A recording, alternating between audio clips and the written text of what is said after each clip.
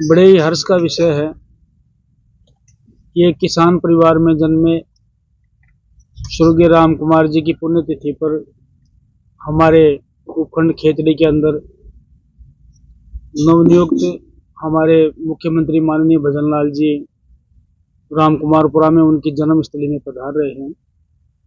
हर वर्ष ये रूटीन का प्रोग्राम है, उनकी ये 52वीं पुण्यतिथि है, हर वर्ष मनाई जाती है। केंद्रीय मंत्री भी इसमें शिरकत करते हैं, हमारे प्रदेश अध्यक्ष भी शिरकत कर चुके हैं, एमएलएज एमपीज ये तो बहुत बड़ी संख्या में शिरकत कर चुके हैं। लेकिन इस बार हमें खुशी इस बात की है कि पहला सार्वजनिक प्रोग्राम तो किसान सम्मेलन के रूप में स्वर्गीय राम कुमार जी की 52वीं पुण्यतिथि पर भजन लाल जी पधार रहे हैं, हमारे सूबे के मुख्यमंत्री। उससे बड़े क्षेत्र में हर्षोल्लास है और उनके आगमन की हमने पूरी तैयारी कर रखी है और अभी भी हम लोग उस तैयारी में लगे हुए हैं। सभी छायाकार बंधु और पत्रकार बंधुओं से निवेदन करना चाहता हूं कि इस पहले प्रोग्राम में जो सार्वजनिक रूप से माननीय मुख्यमंत्री जी का पूरे राजस्थान में पहला प्रोग्राम हो रहा है, उसमें आप सभी लोग सहयोग करें, सभी लोग हमारा साथ दें, ये तो हम आपसे उम्मीद करते हैं। और माननीय मुख्यमंत्री जी आएंगे तो निश्चित रूप से हम कुछ विकास के कार्य जो खेतड़ी के अधूरे हैं उनको गति प्रदान करने का प्रयास करेंगे। जैसे हमारा एक बहुत महत्वाकांक्षी मुद्दा है जो सेंटर से भी रिलेटेड है, स्टेट से भी रिलेटेड है। माननीय मुख्यमंत्री जी के माध्यम से हम जो हिंदुस्तान कॉपर लिमिटेड का हमारा एक बहुत बड़ा उपक्रम है, उसमें हम शेखावाटी की लाइफ लाइन कहते हैं और विशेष रूप से खेतड़ी का तो उसमें बहुत बड़ा योगदान है और खेतड़ी की कायाकल्प हो सकती है अगर इसमें जो भी प्लांट बंद हैं, चाहे रिफाइनरी है, चाहे कंसंट्रेटर है, चाहे प्रोसेसिंग प्लांट है। और अभी हमारी मैडम कलेक्टर महोदया ने बताया था कि हम आगे एक प्रोसेस यूनिट लगा के इसमें जो हमारे एस्क हैं उसमें हमारे सोने की मात्रा भी है और चांदी की भी मात्रा है। अगर ऐसा कुछ हुआ तो मैं समझता हूँ खेतड़ी के लिए वो बहुत बड़ी उपलब्धि होगी। माननीय मुख्यमंत्री के माध्यम से हम सेंटर को ये चीज़ भेजेंगे, मैनेजमेंट से मैंने मांगी भी है और इसमें जितना बन पड़ेगा वो हम करेंगे। पहले भी आपके माध्यम से या पब्लिकली हमने इस HCL के बारे में जहाँ भी मुझे प्लेटफॉर्म मिला उसमें मैंने HCL की आवाज़ उठाई है और आगे भी उठाता रहूँगा। कितना कर पाता हूँ, कितना हो पाता है, ये भविष्य के गर्व में है। दूसरा, हमारा जो रोजगार पर जो हम अगर कंसंट्रेट करते हैं तो रोजगार के जो अवसर हैं वो एक बड़े उपक्रम से मिलते हैं। हमारा जो एक ये जो बांसचाल खेतड़ी रिजर्व एक टाइगर का है, उसमें टाइगर की संख्या तो नहीं है लेकिन लेपर्ड्स की हम संख्या बढ़ाने की कोशिश करेंगे और भी वन्य जीव उनकी संख्या बढ़ाने की कोशिश करेंगे। इसमें जो बजट है वो बजट हम अगर कोई जरूरत पड़ी तो और राज्य सरकार से बजट स्वीकृत कराने की कोशिश करेंगे। एक रोजगार का अवसर हमारे खेतड़ी में है रिक्को का, जो हमारे बबाई में रिक्को में लैंड एक्विजिशन हुआ है, जो उसमें जो भी बाधाएं हैं, मेरी SDM महोदय से बात हुई थी कि इसकी अभी सेंटर से मिलेगी और उसमें थोड़ा टाइम लगता है।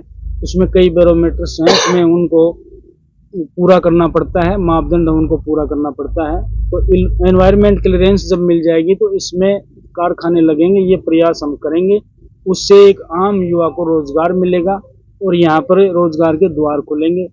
तीसरा, हमारा डेयरी का प्लांट है बवाई के अंदर, दूध डेयरी का, उसकी कैपेसिटी तो 25,000 लीटर है, लेकिन उसमें आवक मुझे अभी मालूम किया मैंने, पलसाना डेयरी से ये संचालित होती है। वहाँ के मैनेजर से मैंने बात की तो उन्होंने कहा कि हमारे पास उपलब्धता अभी 6-7 हज़ार लीटर की है और वो भी कंटिन्यूटी में नहीं है, मौसम के हिसाब से वो बढ़ती घटती रहती है। उसका भी प्रयास करेंगे कि जो दूध की बूथ हैं वो बढ़ाए जाएंगे और उनसे समन्वय बिठा के इसको भी एक रूटीन में लाएंगे। वो भी एक रोजगार का अवसर है, इसमें भी 1,000 लोगों का या उससे भी ज़्यादा लोगों का इसमें प्रत्यक्ष अप्रत्यक्ष रोजगार से वो जुड़ सकते हैं। हम वही कार्य करेंगे जिसमें रोजगार के अवसर बढ़े। हमारी खेतड़ी पहले से पिछड़ी हुई है और उसमें रोजगार के अवसर ज़्यादा से ज़्यादा हों। हमारा प्रयास 5 वर्ष के कार्यकाल में रहेगा। निश्चित रूप से हमने इसमें सकारात्मक कदम इस बहुत छोटे से अंतराल में 3 तारीख में चुनाव में विजयश्री मिलने के बाद हमने जो प्रयास किए हैं वो आपके सामने हम कह सकते हैं। ऑन रिकॉर्ड भी हमने रिपोर्ट मंगाई है, जैसे आप देख सकते हैं। हमने HCL की पूरी रिपोर्ट मंगवा ली है, DFO से हमने वो बांसचाल खेतड़ी की रिपोर्ट मंगवा ली है और एसडीएम साहब से हमने रिको की और डेयरी की रिपोर्ट मंगवा ली है। इतनी तुरंत कार्रवाई हम कर रहे हैं, उसमें हमारा यही उद्देश्य है कि ज़्यादा से ज़्यादा लाभ हम लोगों को दे सकें। और रही बात विकास की, तो सड़कें जो हमारी पहले से चल रही थी, एक बात आई कि जो पहले पूर्ववर्ती सरकारों में जो सड़कें मंजूर थी हमारी, लगभग 20 करोड़ की सरकार, आपके माध्यम से बताना चाहता हूँ, 20 करोड़ की हमारी सड़कें मंजूर हैं। हमें किसी ने कहा कि भाई इनको पिछली योजनाओं को बंद करेंगे, तो मैं आपके माध्यम से बताना चाहता हूँ, मैंने एक्शन साहब से बात की, तारा चंद सैनी से, और उन्होंने एक रिपोर्ट उनसे मैंने बनवाई कि सब कार्य प्रोग्रेस में दिखाएं, जो कोई कार्य बंद न हो सके। हमारी सारी रोडें जो पहले शुरू करती है वो सब चलेंगी। और रही बात हमारी हॉस्पिटल की, जिसका आपके माध्यम से सबसे ज्यादा मीडियाकार बंधुओं के माध्यम से ये हॉस्पिटल का मुद्दा उठता है, मैं इसमें निश्चित रूप से प्रयास करूंगा कि अच्छे से अच्छा जो स्पेशलिस्ट जो डॉक्टर हैं, चाहे वो गायनिक है, चाहे वो एनेस्थीसिया का है, और भी किसी भी बीमारी के जो स्पेशलिस्ट हैं, उनके पद बढ़ाने की और इस हॉस्पिटल को सुव्यवस्थित कर सके, सुचारू कर सके, हमें नीम का थाना या नारनौल जयपुर नहीं भगना पड़े। ये प्रयास हमारे 5 साल में रहेंगे। जल्दबाजी में बहुत कुछ कहना, मैं समझता हूँ ये किसी भी राजनीति करने वाले के लिए जल्दबाजी होगी। हम उतना ही कहेंगे जितना हम लोग कर सकते हैं, उससे भी कम कहने का प्रयास करेंगे। और पुनः एक बार मैं आप लोगों से सहयोग की अपील करता हूँ।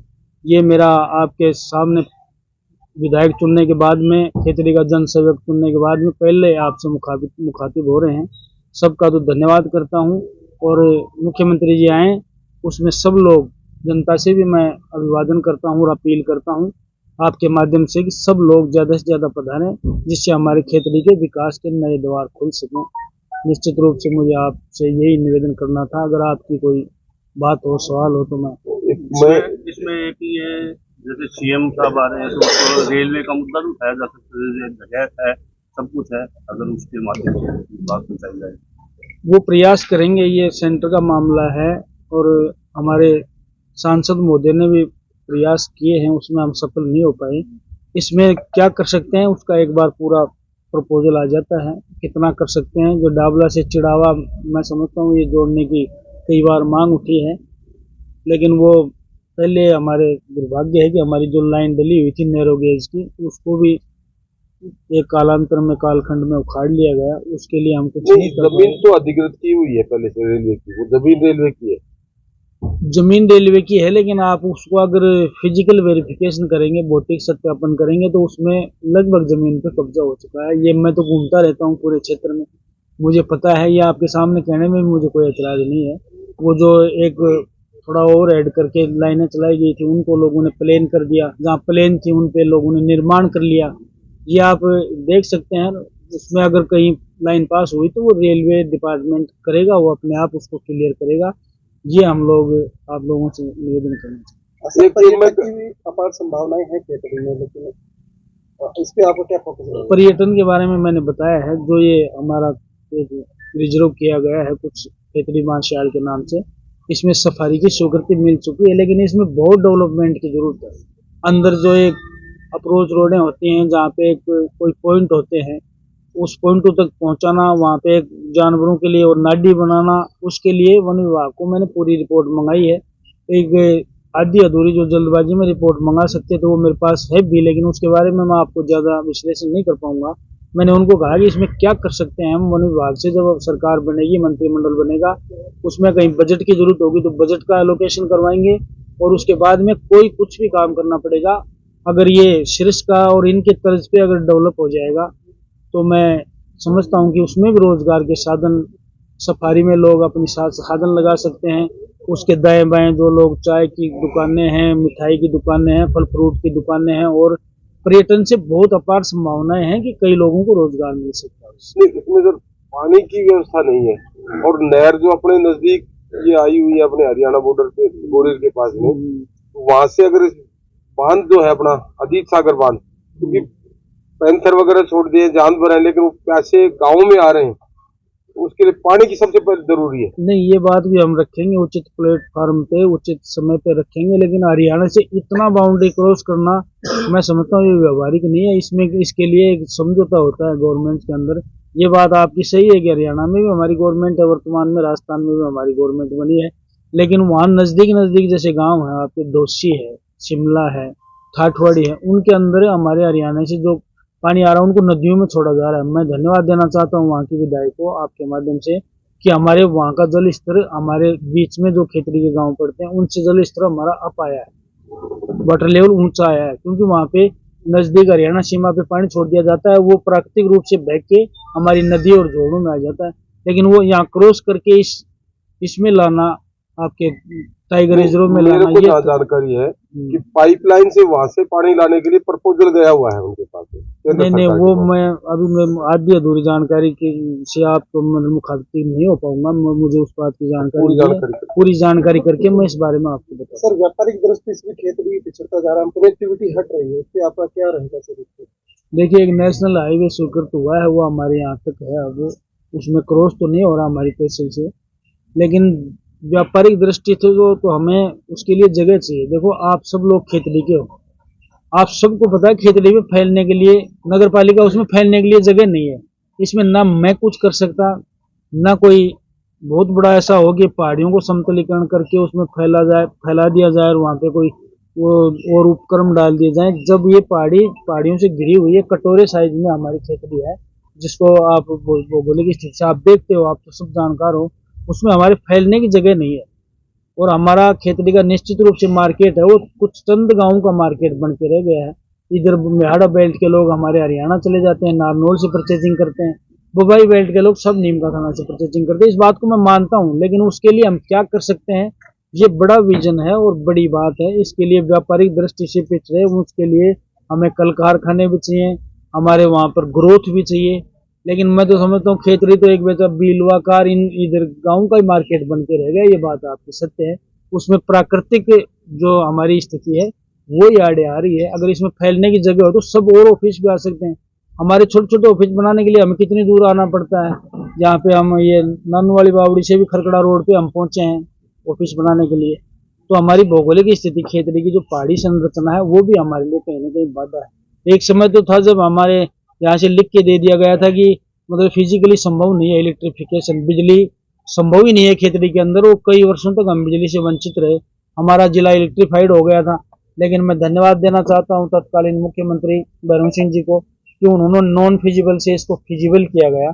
उस टाइम स्वर्गीय मालाराम जी यहाँ विधायक थे, और फिजिबल करने के बाद में पहाड़ों में लाइट गई। ये भी मैं एक भारतीय जनता पार्टी की उपलब्धि मानता हूँ। जिसमें नगर पालिका का विस्तार हो सके, जैसे आपने कहा कि जैसे अपने कई पंचायतें हैं वो जुड़ जाए, तो शिकलास की नगर पालिका अपने नगर पालिका का कुछ हाँ हुआ है, कोटपुतली में भी हुआ, कईयों ग्राम पंचायतों को जोड़ के नगर पालिका में विस्तार हुआ है। ये बात सही बात आपकी ध्यान रखी जाएगी, लेकिन नगर पालिका की ग्रेडिंग होती है, ग्रेडिंग होती है इनकम के हिसाब से कि आपका सोर्स ऑफ इनकम क्या है। आपका सोर्स ऑफ इनकम बहुत ज्यादा तो आप ए ग्रेड में हो, हम तो डी ग्रेड में हैं। तो ग्रेड हमारे यहाँ तो कोई सोर्स ऑफ इनकम है ही नहीं, हमें मिलता ही नहीं है कुछ। यहाँ अनाज यहाँ नहीं आता, लार्ज स्केल पे कपड़ा यहाँ नहीं आता, हम उस चीज का जो लेते हैं टैक्स तो नगर पालिका लेती है, तो हमारे यहाँ पे तो कुछ आता ही नहीं, कोई मंडी है ही नहीं, तो उसमें हमारी ग्रेड ही बहुत नीचे है। तो इसका विस्तार करने के बजाय मतलब हम लोग ये सोचते हैं, कभी कभी तो ये बात भी आई थी नगर पालिका को तोड़ के पंचायत बना दिया जाए।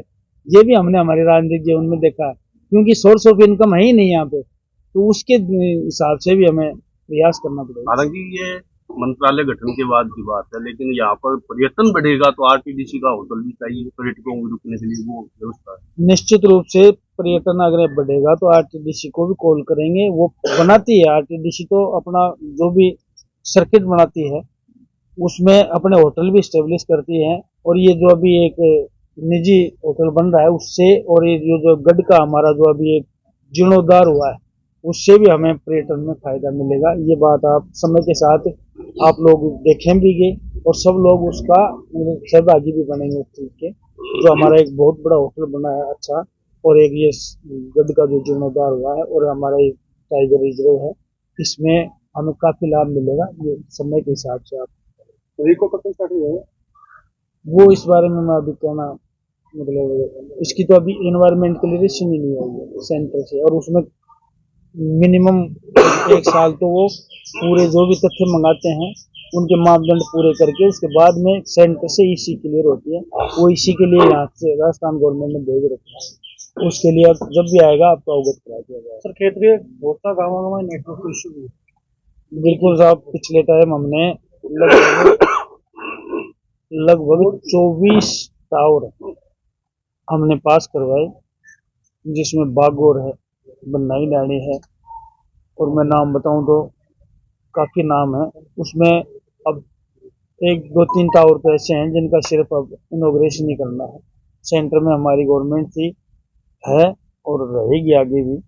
उसमें हमने लिख के दिया था, हमारे जितने हमने लिख के दिया वो सारे टावर पास हो गए, कंपनियों के, निजी कंपनियों के, सरकारी। उसके बाद में काम कहीं का प्रोग्रेस में है, किसी का कोई कंप्लीट हो चुके हैं, उनमें सिर्फ अभी चालू करने की देरी है। वो हमें बागोर से तो इन्विटेशन भी आएगी इसको एक दिन चालू करें, और जो वंचित क्षेत्र हैं उनका सेंटर नाम अवगत कराएगा। सर मंत्रिमंडल कब तक बन सकते हैं? देखिए, ये बड़ा विषय है, दिल्ली का और जयपुर का विषय, इसमें मैं कोई कमेंट्स नहीं करूँगा। ठीक है।